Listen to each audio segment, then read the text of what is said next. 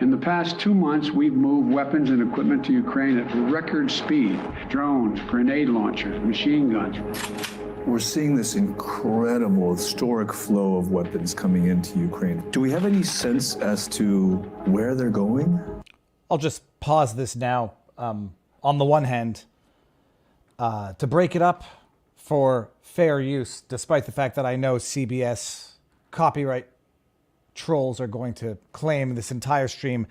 I've got 2 fingers for that type of conduct.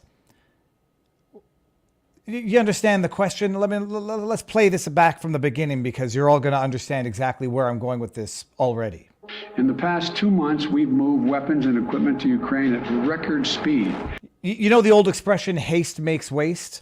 Well, in this question, haste makes waste and then lays the ground for human. I don't want to say human waste because that sounds different. To human tragedy. Hey, let's just do it. Record speed. Haste makes waste. And when you're dealing with weapons, there's no room for waste. Drones, grenade launchers. Drones, grenades, machine guns. Drones, grenade launchers, machine guns.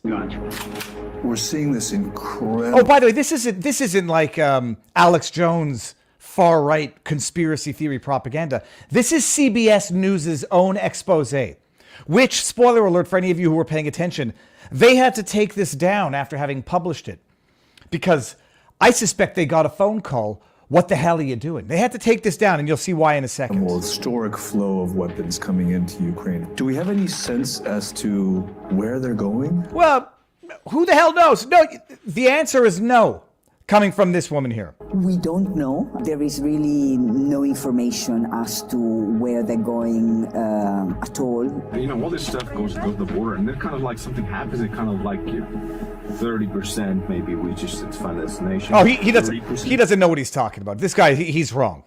If he's not in jail or worse at this point. Are you concerned about weapons getting into the wrong hands? I don't care at all whether that happens. What sort of a unit do you command? Can't say. Okay. You know, there are like power lords, oligarchs, political players. Scary music. One of the biggest targets are convoys like this transporting weapons. It's amazing. CBS probably thought they were actually doing good journalism once again, for once.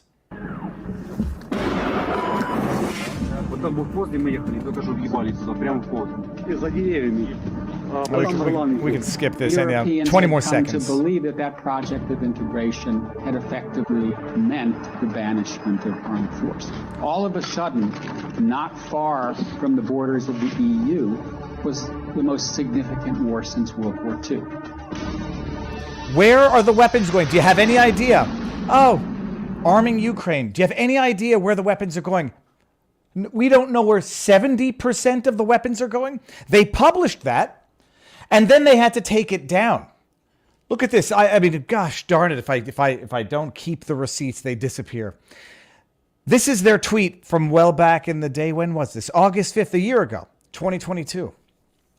We removed a tweet promoting our recent documentary, quote, Arming Ukraine, end quote, which quoted the founder of the nonprofit Blue Yellow, Jonas Oman's assessment in late April that only around 30% of aid was reaching the front lines in Ukraine. Yeah, we heard that. That's what he said. He's presumably closer to the action than loopy Joe Biden in his basement. Oh, sorry, that's a part 2 tweet. That's for anybody who's going to get to the second, and I can't get to it when I'm in incognito. The part 2 of that, hold on, it's right here. We removed the thing. Okay, I'm reading from my own Twitter feed right now. Since that time, Oman says delivery has improved. So, it was only for 6 months that 70% of the weapons being shipped to Ukraine were not reaching the front line. Only 6 months. Since that time, he says it's improved. So it's still accurate reporting, but it's been improved. To what? 65%? 40%? Additionally, the U.S. military has confirmed that Defense Attaché Brigadier General Garrick M. Harmon arrived in Kyiv in August for arms control and monitoring. That's why they took it down. We deleted the tweet because it was accurate, but it's no longer accurate, allegedly. We've been told since this report, which was relatively contemporaneous. And I kept the receipt. Why am I on this? I'm sure you all know exactly where this is going. I told the locals community earlier on, I was not in the mood to smile for this intro. It's tough. It's tough. It's tough to even fake a smile. Not that I faked the smile, but it's tough. I can't. There's no smile. We're living in a world governed by the most corrupt, incompetent, morally depraved leaders. If it was ever worse than this, I would like to know when.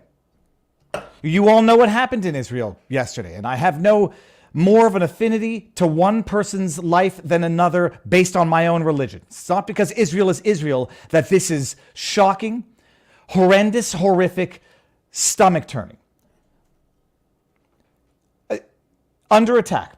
It was an attack. The number now is 700 dead, and it's going to go up undeniably, without question. And I tweeted out, because I'm reading the news, and I'm like, how the hell does this happen? It is impossible that something like this happens. It's impossible. You're dealing with a country that has an Iron Dome, some of the most developed technology on Earth, and a dude is paragliding into a festival where they massacre 250 people. I'm not saying it didn't happen impossible. It's impossible that this can be unforeseen, that this could be something that could not have been prevented or mitigated. It's impossible. And it happens. And you're like, well, this is atrocious. How did it happen in the first place? And I tweet out, did this attack last, like, before the police and the military intervened? Some of these towns are border towns. Some of these towns are in what many people, consider to be the disputed territories. There's security there in the first place. How long did these people go around massacring people without meeting police or military force? Minutes? Hours? I mean, was it seconds? Was it minutes? It's hours. You imagine the orgiastic glee of terrorists roaming the streets for hours, killing whomever they see, going door to door, taking hostages for hours, uninterrupted, unmet with any police or military force. It's impossible that this could happen. It's impossible. And now you get Bibi Netanyahu, who's going to, he's done for. But now he's going to come out, I'm the wartime prime minister. Maybe if countries weren't so focused on their government corruption, they could actually focus on their one and only primordial objective, protecting their bloody citizens. Maybe. I don't know that there's any correlation in the neglect of a border with enemy nations and being distracted by your own rampant corruption. I don't know that there's any direct connection. I can imagine that when you are caught up in controversy after controversy, it impedes your ability to govern. It's impossible that this can happen in today's day and age. Paragliders just cruising into festivals, taking down a fence and coming in with a convoy, and then roaming uninterrupted, unchallenged for hours. This is not a remote island. And then it happens, and you know damn well before you get there where it's going. Like it now puts everything into perspective. Hamas, funded by Iran. When was it under Obama? Oh, they didn't pay Obama. They didn't pay Iran $1.7 billion. They didn't pay a ransom in exchange for soldiers. They just released $400 million. That was Iran's in the first place, plus $1.3 billion in interest, in pallets of cash on a plane in the middle of the night. Yeah. But it wasn't a payment. It wasn't ransom. And it certainly wasn't U.S. tax dollars. J.D. Vance came under fire, a coordinated attack from these dipshits who are trying to cover up for their absolute neglect. It's not like they gave him $2 billion in 2016. It's not like they unfroze billions of dollars in assets just recently because they were only supposed to be able to spend that on humanitarian aid. It's not as though Biden surrendered. How many, was it billions or was it hundreds of billions of dollars of weaponry in Afghanistan in that debacle of a withdrawal that left U.S. soldiers dead and the most deadliest of weaponry in the hands of ISIS terrorists? And where are they finding it now? It's been confirmed at least by one journalist. I forget his name now. Geez, I have to actually just give him Jim Ferguson. He's not a journalist. Jim Ferguson. is confirming at least that he's had confirmation from IDF soldiers that some of the weapons used to slaughter Israelis yesterday were weapons that were left in Afghanistan by Joe Biden. Oh, and then you get your scoundrel Democrat politician. Don't politicize this. This is an aggregate failure, left, right, and center, international failure, and now 1,000 innocent Israelis who were just at a festival, at a dance festival, walking the streets, celebrating Shabbat, are dead. And now Netanyahu's going to come in and he's going to go raise Gaza. Exactly what Hamas wants, so that there will be mass civilian casualties in Gaza. Hamas can't ever win a war with Israel. The only way they can do it is provoke Israel to respond, to go into Hamas, raise it, look strong, turn it into a parking lot, kill a bunch of innocent civilians in the meantime, and then they get to justify Hamas's existence in the eyes of those who would support Hamas. Or they get to terrorize a civilian population that themselves are held hostage to Hamas. People like to think Hamas only terrorize Israel. They terrorize Palestinians as well. They terrorize them into submission, and some support them. Oh, you think Hamas has no chance of ever winning a war? All they can do is make it the most grotesque attack imaginable to provoke, trigger the necessary response that you know is going to happen. That will result in mass amounts of civil casualties, civilian casualties, and then Hamas gets to say, "Look how bad they are." The innocent victims caught in the crossfire. Okay, Barnes is in the backdrop, and I should probably let me just read a few super chats. You all know the rules. YouTube takes 30% of this. Barnes is going to give us his insight on this. Mr. Khan, this was yesterday's interview, is awesome. I hope he wins also. Hillary wanting to deprogramming me is the oxymoron of the century. I had Saif Khan on yesterday. You want to talk about YouTube suppressing a video? I mean, I published it, the whole thing from yesterday, like an hour ago, an hour and a half, 127 views. Demonetized. It was demonetized. And then I asked for manual review, maintaining it unlisted. I didn't share the link with anybody. And somehow it got 13 views, 2 sex spam bot comments on it, and YouTube has yet to remonetize it, if they ever will. USMC Burrow says, stream note, no legal advice, no medical advice, super chats 30%, 20% on Rumble. Thank you. Thank you very much. What Barnes thinks about the American Law Institute and them being an unelected third party able to reinterpret our laws into new meanings. I'll keep it there, and we're going to get to that in a second. Blaze Cat, U.S. give untraceable weapons to Nazis for a year, and then all of a sudden the Jewish state is mass attacked. Curious, huh? Oh, and then you get Zelensky, trying to tack on to this, and I won't say co-opt it, but he's sending his condolences to Israel. You got Trudeau saluting Nazis ovading Nazis in the parliament. Now you've got groups celebrating this uprising, unionized workers in Canada. You got Joe Biden unfreezing $6 billion in assets, but they're only going to spend it on food and bread. And then they had to give them back the money before because it was their money. The same idiots who are arguing for seizures of Russian oligarch assets are arguing that Obama had to give $2 billion to a terrorist regime, Iran. It was their money. They're hypocrites and they're idiots, and it's resulting in human waste, human death, and human destruction. You should look up the video of Wesley Clark talking how much the U.S. was going to take over 7 Muslim countries. I don't know. I saw that, Stingray. It's a classic video of talking about the U.S.'s war on regime change. They're going to go one country after another. They said the quiet part out loud. Nobody's listening. Hamas thanks Israel for having the most restrictive civilian gun ownership laws in the world. Tourists prefer unarmed victims. All right, I'm going to bring Barnes in here because he's been listening to me scream for a long time. Robert, sir, how goes the battle? Good. Okay, I'm going to let your audio, I think it balanced out. Now, Robert, Cernovich, I think, was one of the earlier ones to say, are any of these weapons that they've used Hamas used in Israel yesterday going to trace back to Afghanistan? It looks like the answer to that is yes. 70% of these weapons that are going to Ukraine's front lines don't make it there. Do we know what happens to them? I mean, they just get laundered through the arms trade globally. And that was clearly part of the, frankly, the intended objective all along. Okay. It's to continue to facilitate the global arms trade and keep all the military industrial contractors rich into perpetuity. No war, no money for the MIC, so that there will always be war as long as the MIC has influence anywhere in the world. And I think we're witnessing examples of that as we speak. What do you know of Biden now moving some what are they super tankers into I don't know where he's moving them. What's the latest move that you know of? Oh, I think it's kind of a dangerous game that's being played on a global scale. So you have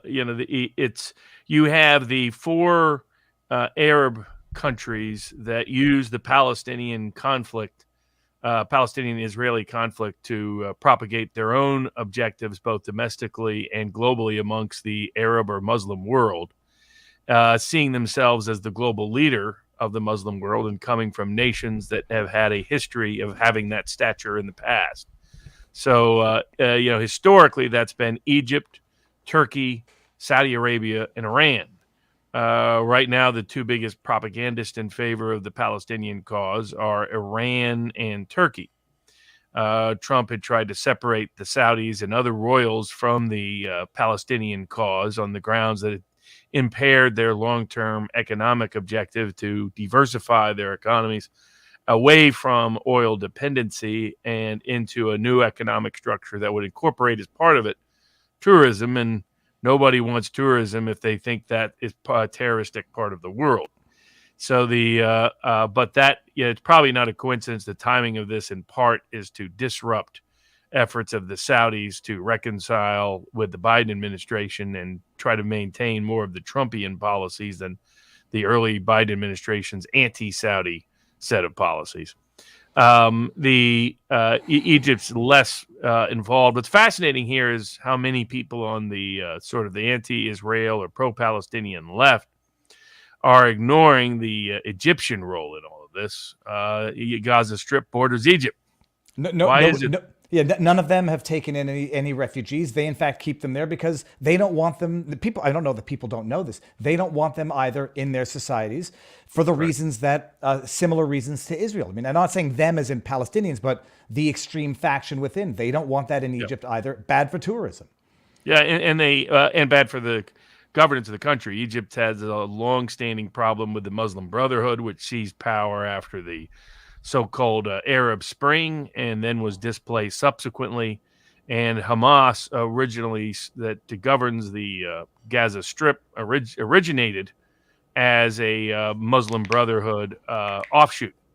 And so whatever happened with Israel's failure of military security was clearly a catastrophic failure for at least a period of time, for which I'm yet to hear a sufficient explanation. I get it was the beginning of a holiday period, and I get that there were some weapons that they didn't expect, some methods of attack that they didn't expect. But Gaza is basically just one big criminal ghetto.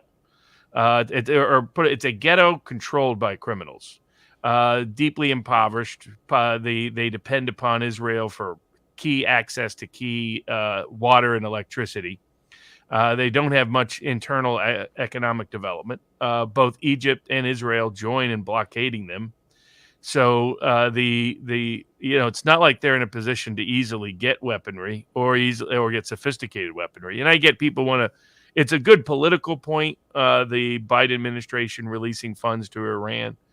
It's unlikely those funds were directly tied into this operation. No, because it was too close in proximity, temporal. But the 1.7 billion that was returned to them in pallets of cash, untraceable cash in 2016, that had a lot more time to be converted into support. Sure. But they got sufficient resources independent of that, and it's all about Iran trying to promote itself as the protector of the region. Basically, the reason why this is a momentary has been for a while an incurable conflict is that the Arab Muslim populations now identified as Palestinians. They weren't always. That's kind of a development in the last century.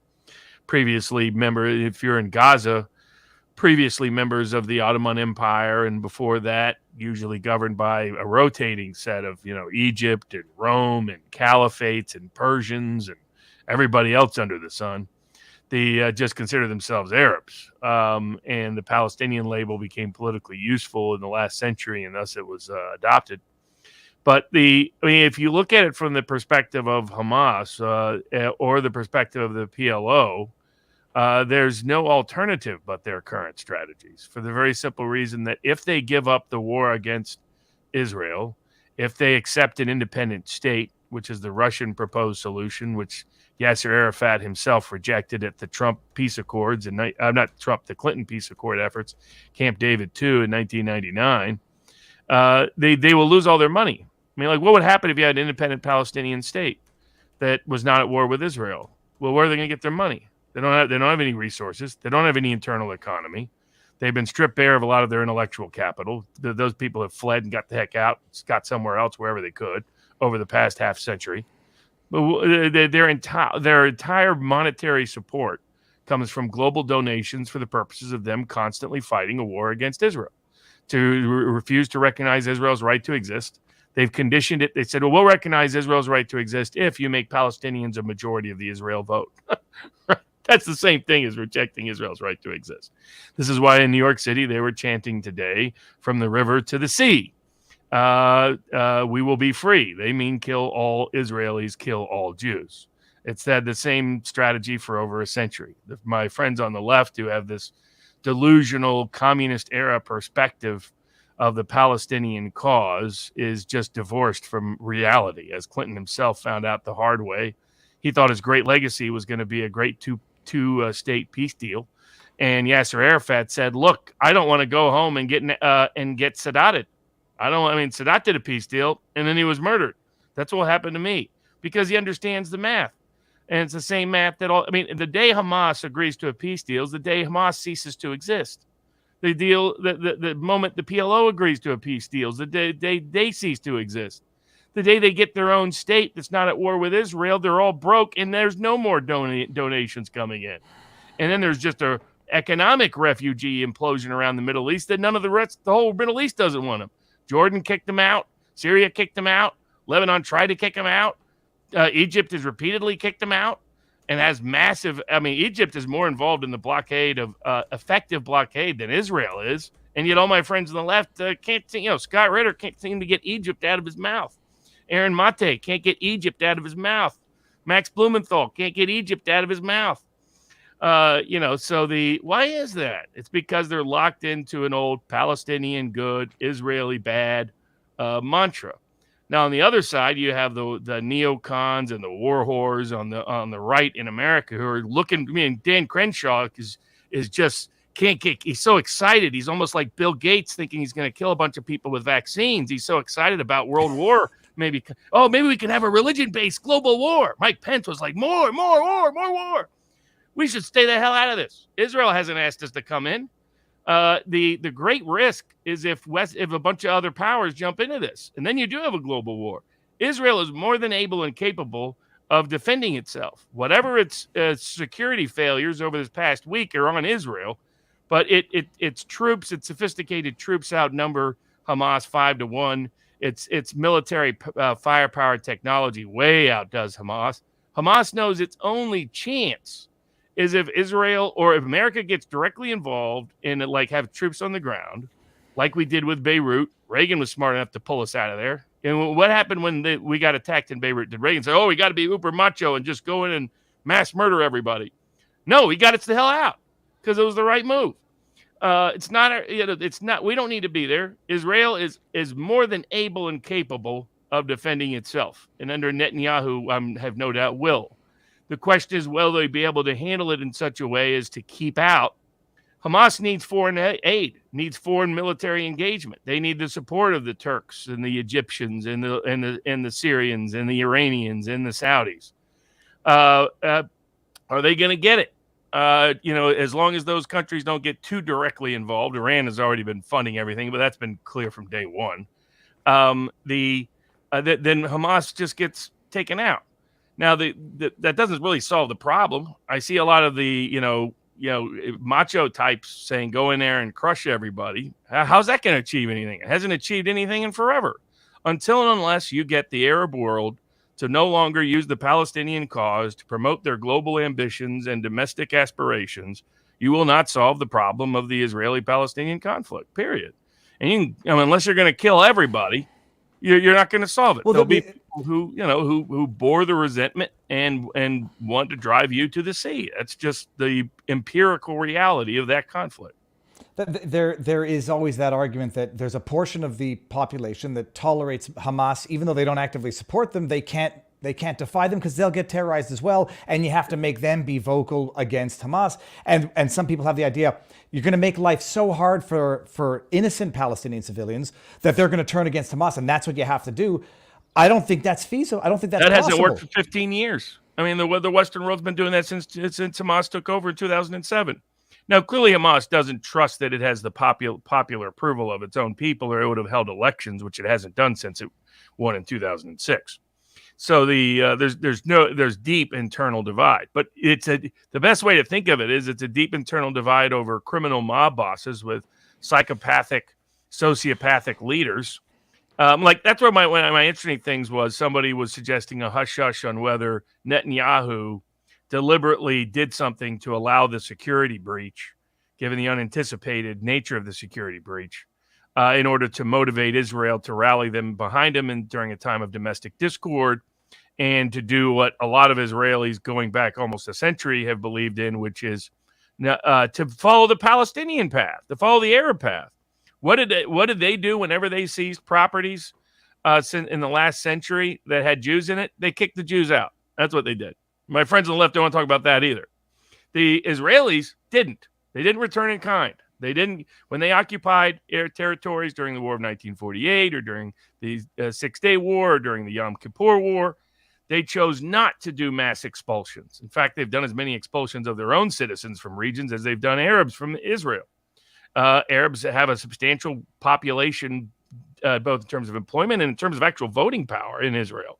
They have citizenship, unlike Jews anywhere else in the Muslim world for the most part during the last century.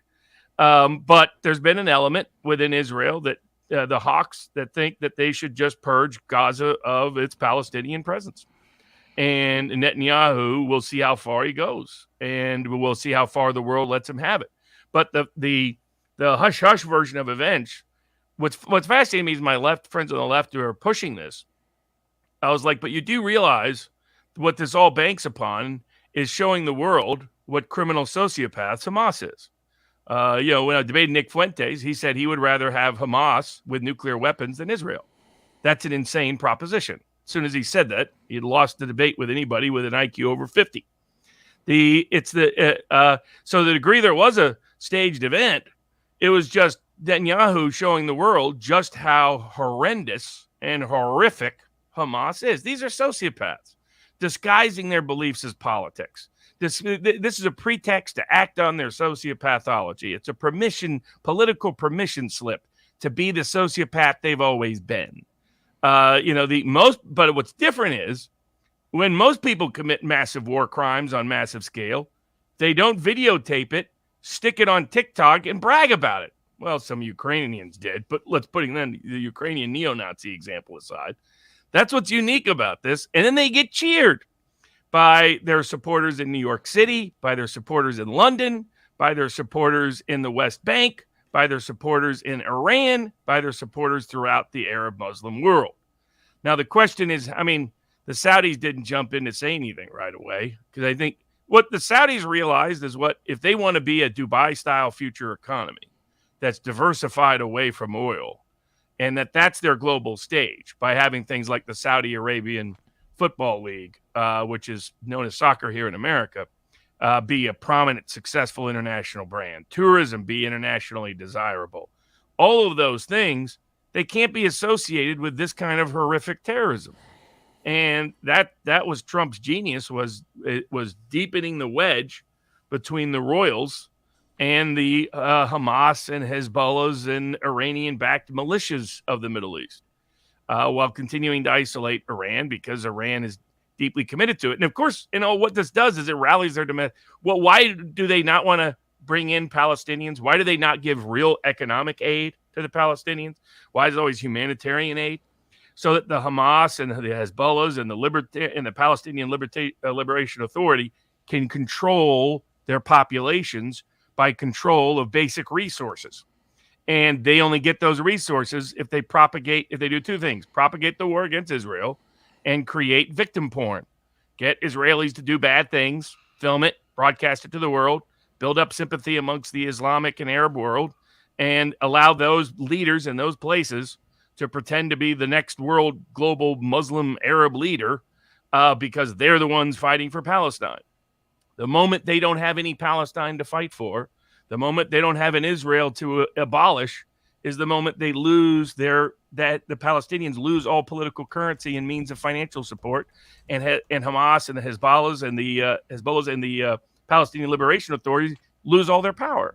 That's why this game is locked in, and that's why Trump understood the right way. Unless you broke into the Arab side of the equation, you were never going to get peace in the Middle East. So whatever Israel does, hopefully they make their borders more secure they said they were very secure. Clearly they weren't. Something went wrong, whether it was a staged event or a complete failure of their defense. It was a failure. There's no getting around that. But bombing the dickens out of Gaza, what's that going to do? I get it. You can kill some Hamas and kill some civilians and kill some other people along the way. Are you going to change the underlying dynamics? Are you going to change popular opinion in the Arab or Muslim world? No. So, that's where I think that we're in basically a constant, continuous stalemate. Trump was on the right path. The Biden administration pushed it back a decade or so. I want to. You say they got the support of some very odd bedfellows. This came out of Canada. This is an actual real tweet, and this is not to say that one should not have sympathy and understanding for the Palestinian plight.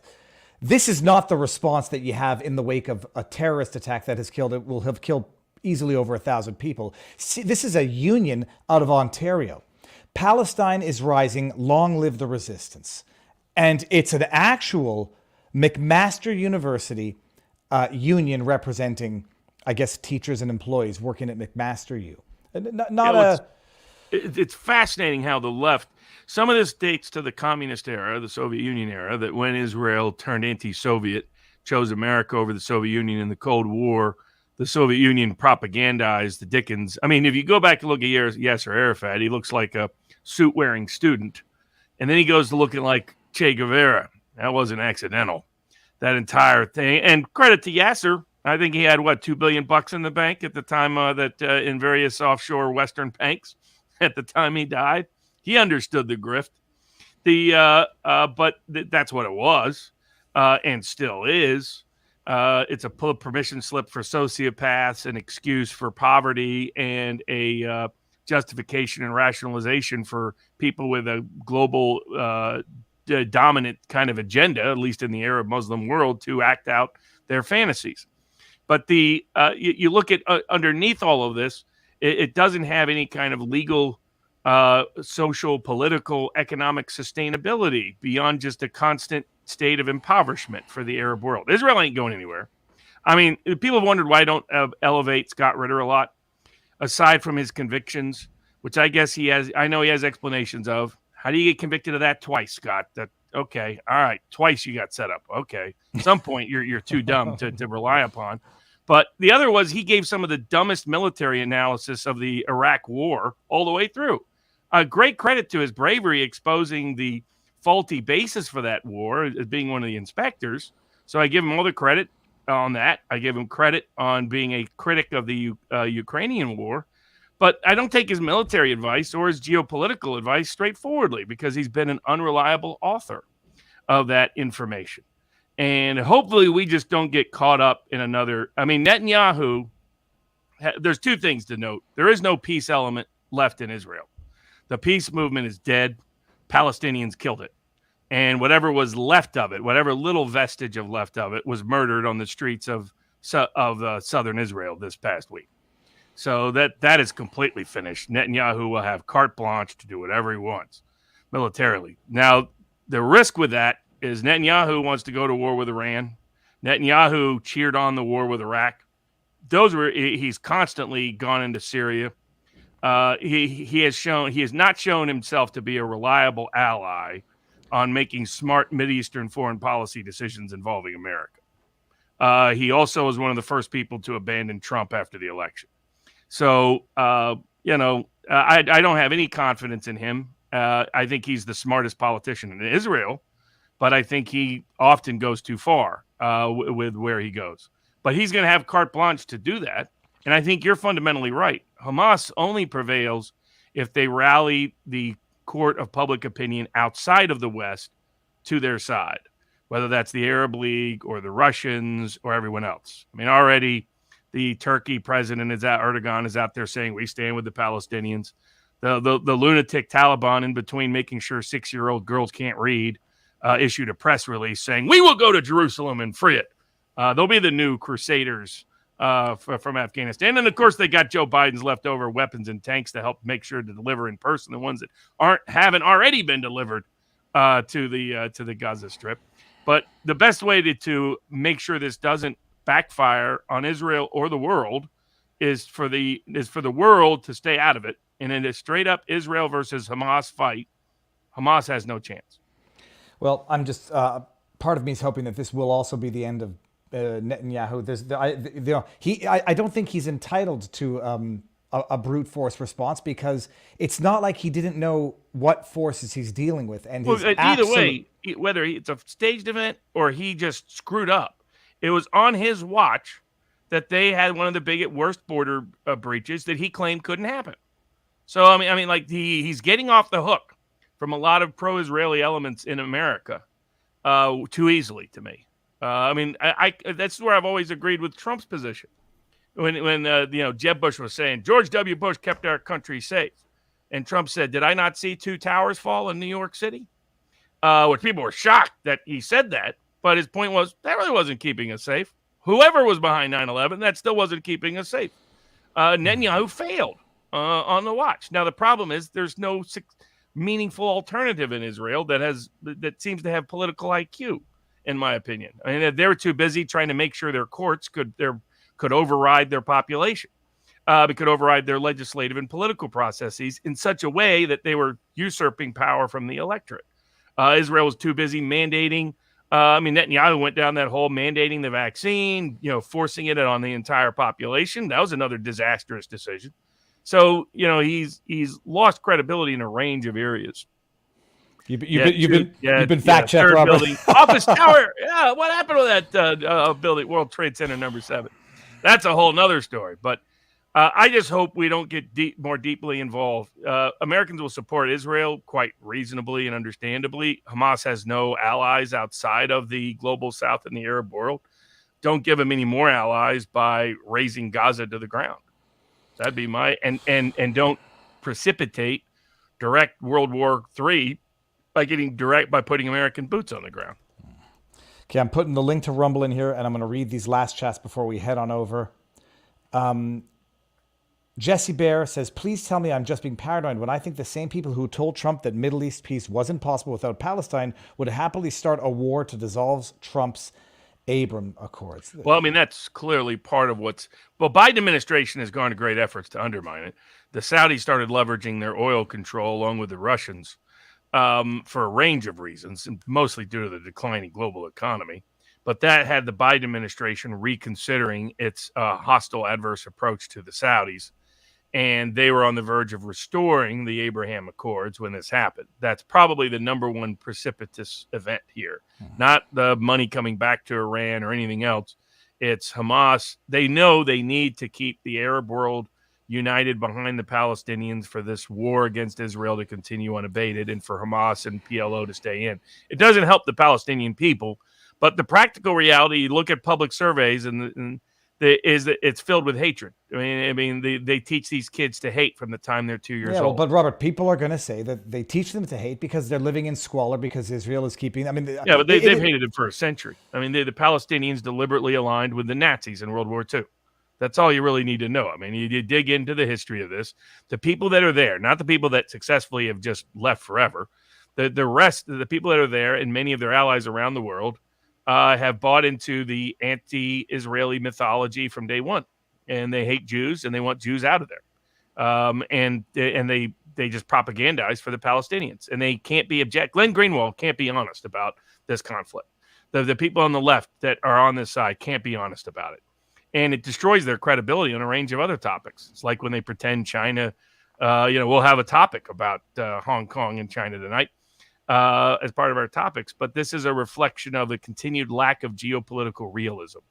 And we have to avoid the twin evils of siding with the encouraging and incentivizing this Hamas effort by treating the Palestinians like permanent victims, which they choose to be in order to propagate this political war, and the war horse side that wants to have an actual religion, World War III.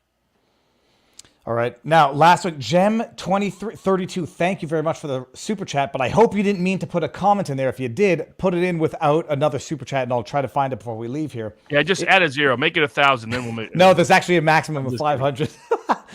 If it was a typo, let me know. That has happened before. If Bibi pushed the big red button and glassed Tehran and Beirut, I don't think anyone would come out against him. Yeah, they would. I think they would. Yeah, they would. You would rally the entire Islamic world, and we'd have World War III overnight. Now, I'm reading any attack on Iran is a bad idea. I'm obviously an Iranian critic. It's a totalitarian regime that doesn't allow elections for the same reason, not real elections, for the same reason Hamas doesn't. It knows its people don't fully support them. That's why they have to do this, by the way. The Palestinian cause covers up for internal political sins and vulnerabilities for all of these Arab and Muslim nations. And that's what's going on. The question is who takes the bait and who avoids it over the next coming days, weeks, and months. All right. Now, this is going to be the last call for Rumble in the chat right there. We're ending on YouTube. We've got a good show. Forget the list, Robert. We're just going to jump right into it when we get over on YouTube. Ending on YouTube, there are 2,591 people who should not be here. In 5 seconds, I just want to see the number go down once before I end it on YouTube. We're down. Okay, now we're 2,585. One more time. No, forget it. Okay, ending on YouTube. 3, 2, 1. Booyah.